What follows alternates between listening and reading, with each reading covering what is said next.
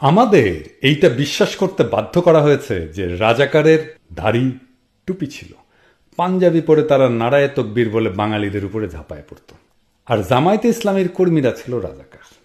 ঠিক কিনা বলেন? রাজাকার বললে তো এটাই আমাদের চোখে ভাসে ওঠে।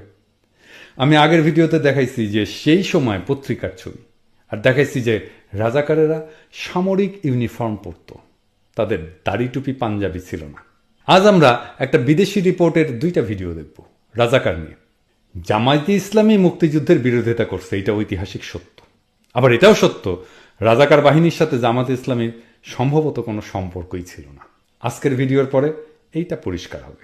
আজকে যেই ভিডিও দেখব সেখানে আমরা দেখাবো কোন রাজনৈতিক দল রাজাকার বাহিনী সৃষ্টি করেছিল, আর ৭১ সালে রাজাকাররা আসলে কি করত। আমরা একটু পরেই যে রিপোর্টটা দেখব সেটা এপির রিপোর্ট। আসুন আগে দেখে নিই। সাবটাইটেল দেওয়া আছে, যদিও ইংরেজিতে সাবটাইটেল দেওয়া আছে, বুঝতে অসুবিধা হবে না। There are between 80 and 100,000 Mufti Bahini operating within East Pakistan. And in the last few months, they have blown up 165 bridges, large and small, have damaged 5 cargo boats, including one British boat from Calcutta, have sunk a 1,600-ton jute barge, and have blown up a power substation. And they have committed, in Dakar alone, 6 political assassinations every day. In order to fill the gap left by the army's evacuation to the border and to combat Mufti activities, the government has organized a paramilitary force called Razakars. The Razakars' main duties are roadblocks, often carried out with a great show of force, and sentry duties around the main government installations.